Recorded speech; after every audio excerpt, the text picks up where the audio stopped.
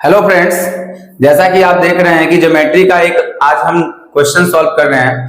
और अब हम एक नया तरीका इस्तेमाल कर रहे हैं कि जैसे ही आपको अब ज्योमेट्री का एक क्वेश्चन बता रहे हैं उसके पीछे का कॉन्सेप्ट भी इसी वीडियो में हम आपको दे रहे हैं। ठीक है, चलिए ज्यादा बात ना करते हुए वीडियो को क्वेश्चन को सॉल्व करना शुरू करते हैं। जैसा कि लिखा हुआ है कि क्वेश्चन में है कि किसी आयत ABCD के अंदर कोई बिंदु P स्थित है, ठीक है, लेकिन बिंदु P विकर्ण नहीं, कटान बिंदु नहीं है, तो क्या होगा। ठीक है, तो देखिए हम लोग क्या करते हैं कि हम लोग जानते हैं कि आयत क्या होता है। तो सबसे पहले हम आयत बनाते हैं। तो आपको ये बात मेंसुरेशन में पढ़ाया गया होगा या ज्योमेट्री में भी ये बात बताई गई होगी। तो आयत क्या होता है? तो आयत हम उसको बोलते हैं जिसके आमने सामने की जो भुजाएं होती हैं वो बराबर होती हैं। जैसे हम इसका नाम मान लेते हैं ABCD रहा, ठीक है। ये ABCD एक आयत है और इस आयत में हम क्या कर रहे हैं, अब ध्यान से देखिएगा। इस आयत में एक साइड से मैं फिगर बना रहा हूं जिसमें आयत के विकर्णों को समझा रहा हूं। तो जब आयत के विकर्ण एक दूसरे को काटेंगे तो ये इस बिंदु पर काटेंगे। लेकिन क्वेश्चन में हमारा क्या बोला गया है कि ABCD के अंदर एक बिंदु कोई P स्थित है जो विकर्ण का कटान बिंदु नहीं है। ये बात बहुत इंपॉर्टेंट रहेगा कि अगर विकर्ण का कटान बिंदु नहीं है तो हम लोग क्या सॉल्व कर सकते हैं। ठीक है, तो मान लेते हैं कि इस आयत के अंदर यहां पर कोई बिंदु जो है वो P स्थित है, ठीक है। और लेकिन आपको ध्यान रखना है विकर्णों का कटान बिंदु ये है नहीं।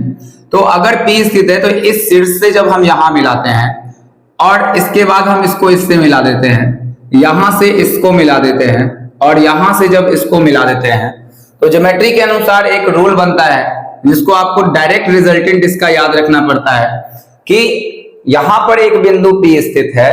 तो हम लोग क्या करते हैं आयत में, ध्यान रखिएगा कि इनका स्क्वायर यानी AP का जो स्क्वायर होता है वो PC के स्क्वायर, इन दोनों का जब हम योग करते हैं फिर उसके बाद BP का स्क्वायर प्लस DP का स्क्वायर, और जब इन दोनों का योग करते हैं तो वो आपस में बराबर होते हैं। तो हम ऐसा लिख सकते हैं इसका रिजल्टेंट कि AP का जो स्क्वायर होगा ये AP स्क्वायर, और प्लस में अगर हम लिखेंगे PC स्क्वायर तो AP square plus PC square बराबर आप क्या लिख सकते हैं, ध्यान देंगे, आप लिख सकते हैं DP का स्क्वायर, यहां से DP का स्क्वायर प्लस आप यहां से लिख सकते हैं PB के स्क्वायर के बराबर होगा। ये बहुत इंपॉर्टेंट रिजल्टेंट है, इससे डायरेक्टली क्वेश्चन एग्जाम में भी पूछा जाता है।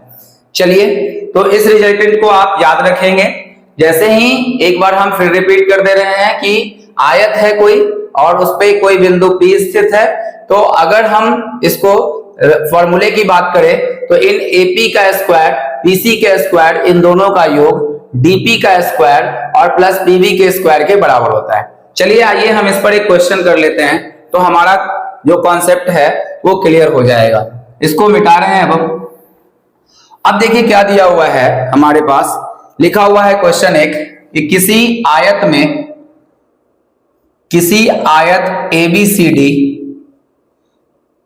के अंदर कोई बिंदु P स्थित है, ठीक है, इस तरह का क्वेश्चन है। P स्थित है यदि लिखा गया है PD बराबर दी गई है लंबाई 4 सेंटीमीटर, PA का मान दिया गया है 3 सेंटीमीटर, PC का मान दिया गया है 5 सेंटीमीटर हो, तो आपसे PB की लंबाई पूछी गई है। PB की लंबाई ज्ञात करें। चलिए, आपके सामने ऑप्शन भी लिखे थे। जो ऑप्शन थे, पहला नंबर 2√3, दूसरा में 3√2, तीसरा में 5√2 और चौथे में था 2√5। आइए अब इस क्वेश्चन को हम सॉल्व करने का कोशिश करते हैं। तो किस तरह से इस क्वेश्चन को सॉल्व करेंगे, तो अभी हमने पढ़ा कि जब एक आयत हम बनाएंगे यहां पे, तो अगर इसके विकर्ण के कटान बिंदु नहीं होंगे और यहां पर कोई ऐसे इस तरह से मिलेगा, जबकि हम इसको ABCD मान रहे थे और ये P बिंदु पर कट कर रहा था, ठीक है। तो अब हमारे पास जो डाटा है उसको हम पुट करते हैं इसमें। तो PD का मान 4 सेंटीमीटर, देखिए पीडी कहाँ है, ये 4 सेंटीमीटर दे रखा है। पीए का जो मान दे रखा है वो 3 सेंटीमीटर दे रखा है। पीसी का मान जो है वो 5 सेंटीमीटर है और पीबी का मान पूछा है। तो क्वेश्चन के अकॉर्डिंग यानी फॉर्मूला हमारा क्या कहता है कि हम एपी का स्क्वायर प्लस पीसी का स्क्वायर, एपी का स्क्वायर प्लस पीसी का स्क्वायर बराबर हम लिखते हैं डीपी का स्क्वायर प्लस पीबी के स्क्वायर के बराबर कर देते हैं। अब हम सीधा मान भरते हैं और आंसर आएगा। तो अगर हम एपी का स्क्वायर खोजे तो एपी का मान दिया हुआ है 3, तो 3 का स्क्वायर सीधा 9 आएगा। पीसी का स्क्वायर खोजे तो 5, तो 5 का स्क्वायर 25 आएगा।